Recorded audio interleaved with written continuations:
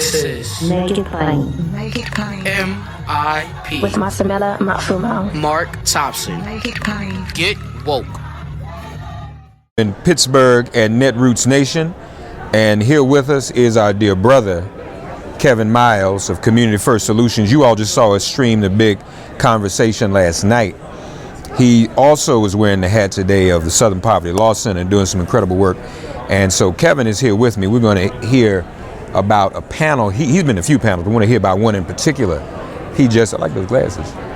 Those are bad. I have some a little bit like that. I wish I had them. I'm going to bring mine tomorrow so you can see. I'm changing the subject. I'm supposed to be something. No, just look, they hitting. I just turn around, but that's what happens when you do stuff like you be focused on stuff and then somebody do something fly like that and it just, so it worked. That's the effect it had it. So he's going to talk to us about the panel and talk to some of these dynamic panelists. So brother, tell us first of all, well, thank you, man, for coming on Make It Plain. Tell us about the panel you just attended. Okay, so this was an incredible panel where they were talking about, can we be successful using black messaging to black audiences, and also what's been wrong with the way that messaging has been used to black voters. And I don't want to step on their thunder or misrepresent anything, but it was very, very informative, and we've got some great folks that you're going to hear from right now. One is Miss Janay Cody, who is a behavioral data scientist who can go in depth and in detail about, how the modeling in the polling that goes out to our communities is often wrong, brings back bad results, and we are not talking to people in our communities and getting actual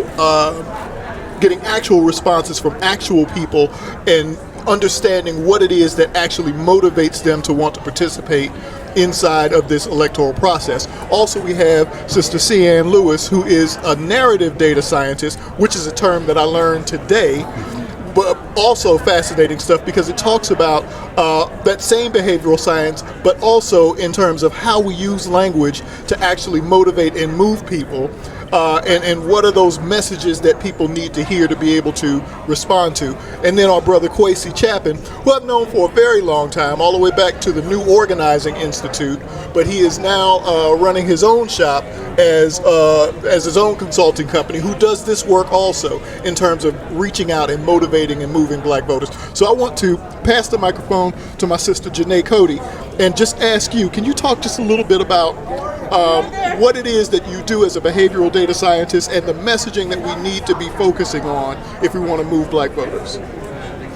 So I focus on understanding how the experiences, the behaviors, and the actions all influence political attitudes and how we show up, think, and organize our political behavior as African Americans. And so some of the work I do with understanding messaging is how do you construct messaging in a way that is consistent yet accounts for all of the variation within the black community and brings to bear all of the diversity of our experience and our political ideology. And how do you do that in a way that connects actions with attitudes to influence behavior, not just in a single election, but over a long term to accomplish a goal, to connect the very real work of turning voters out and improving voter turnout and connecting that with the accomplishment of political goals. Awesome. And so the same question for you, Sister Lewis. Hi everybody, I'm Sian Lewis. I'm the head of research at AB, which is a creative agency, black owned, led by BIPOC folks. And we assist with branding and marketing and what I study, which is narratives. Narratives meaning the stories that are told overall about an issue or a topic, and the stories that we tell ourselves about an issue or a topic. So in this panel, what I talked about is how narrative change is needed to both help meet the needs of black people, to better talk about what black people need within the Democratic and Progressive parties, and then to better talk about our issues. I advocate for narrative change all around in order to build the political power that we need. The stories that we have are messed up. The way we're talking about the things that affect us is completely messed up. And the way the Democratic Party talks about us as an incredible, powerful group of voters, that's not a monolith, but a large group of voters, the way that we are talked about is and the group of voters that keeps them in office. We are the people most that keep loyal voting base, right? We are the most loyal voting base. But the way that we are talked about is unacceptable to me, and I'm working on narrative change there. Wow. Come on, Kwesi, get in this frame so you can see. Kwesi Chappin.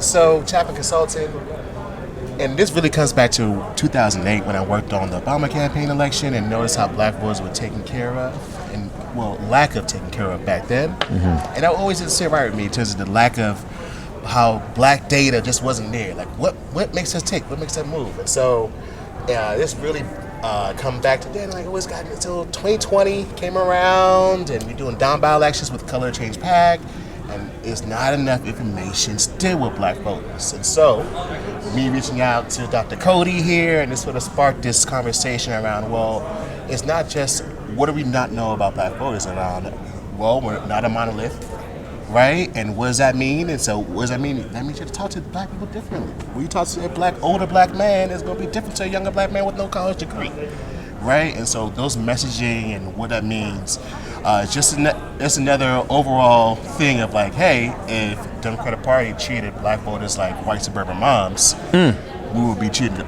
would be a whole different situation. So that's sort of what sparked this panel. And if you missed it, don't worry, we'll try to find another way to get this out there for y'all.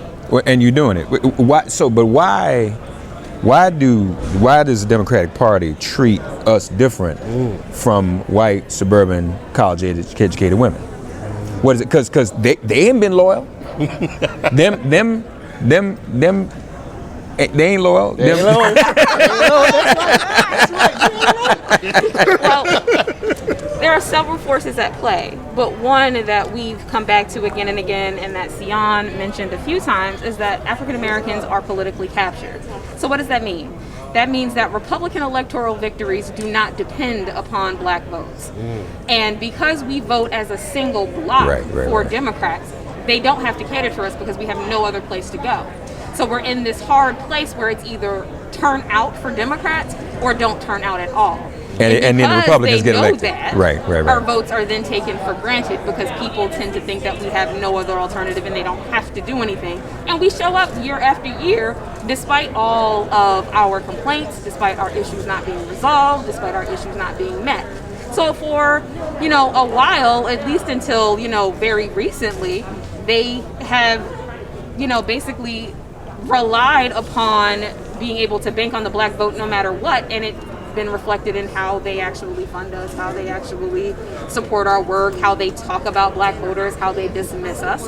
And there's also just a lack of understanding of our culture and our tactics and how we show up in this movement. So things get tagged as inefficient or cost ineffective without an understanding of the cultural work and the groundwork that has to be laid so that these other more cost efficient tactics can even work. And there's, there is a unique place and a hard job for the person in black civic engagement because you are expected to perform miracles with very, very little at the last minute every year, and it's coming. Yeah. So, the work that we are all trying to do here is to take a step back and figure out ways that we can be proactive, that we can strategize, that we can use data, that we can use all of the information and expertise that you see here before us, and not just give our brain trust over to the more paid, more well-resourced groups who exist in our space. And you all, data-driven analysts and whatnot. No, I'm fine. You go. But in doing that, is there a formula whereby we can also, as an electorate, no longer be taken for granted? Is there some science in that? I mean, maybe not. I mean, because I know you're just looking at the numbers. And that's the first part of the question. Second part of the question, I'm going to leave y'all alone because I know y'all just had a panel and I'm up here taking time. It seems that our enemies are reaching, correct me if I'm wrong, reaching our voters and manipulating our voters better than those of us who aren't our enemies are. So, for example, the whole movement around turning at least a percentage of black men toward Trump, and all of that is online disinformation with Ice Cube's help. I said it last night. I'm consistent. I'm calling him out. You can't be F the police one minute and then, back to blue the next. And then, but wait a minute now.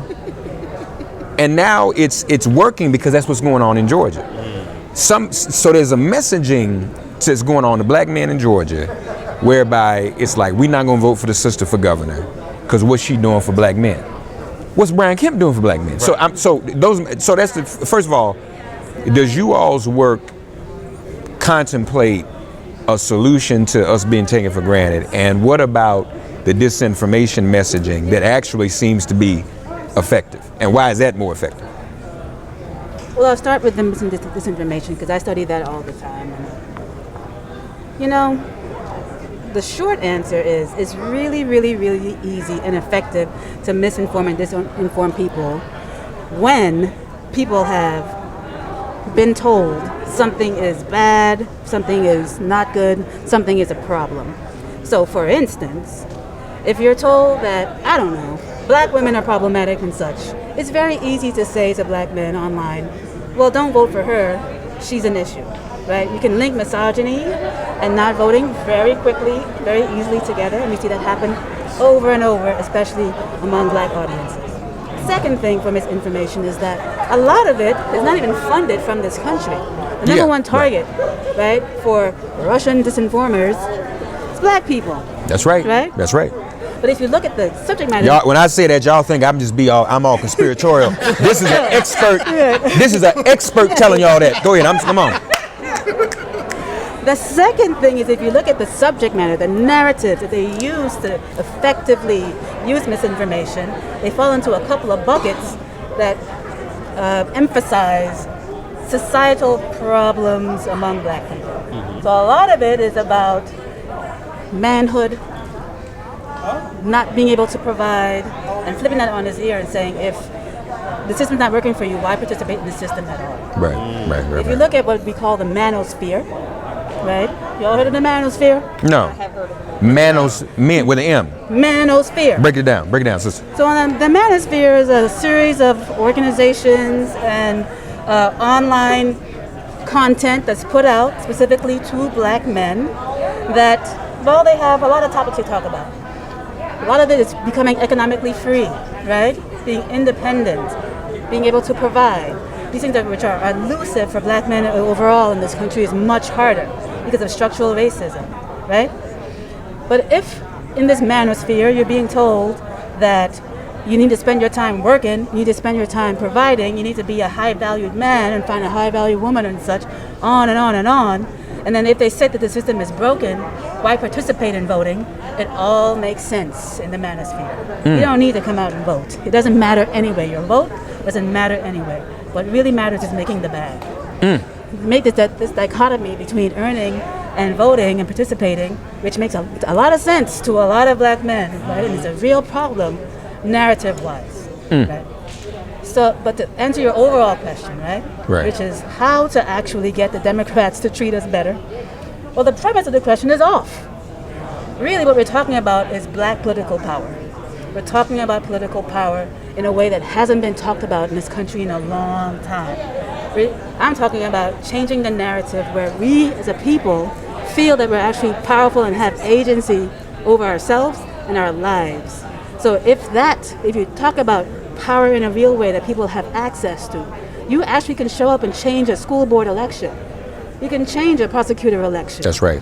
You can change how the laws are being implemented in your state. You actually have the power. If we really drive that narrative home, I think we'll see better results from our so-called Democratic Party. Right? So once people are able to harness their power by the stories we tell them and the stories we tell ourselves, then the Democratic Party would be irrelevant. Really, we know we can swing all kinds of elections on the state level, right? You can't win the presidency without us. But if we really, really drive home the narrative that we really are powerful and we have the agency in that power, then we're unstoppable. Y'all bad. Them glasses really are your superpower. Y'all, all of y'all are great. These are some. It's okay. I don't mean it's no insult, but are y'all like nerds? Yes. So it's black nerd. That's correct. Yes. Black nerd magic. That's right. Proud. Yeah. Yes. So y'all proud of that? Oh, yeah. See, if I had known we was coming up, being nerds was not cool. You know what I'm saying? And if I had known it was gonna be as cool,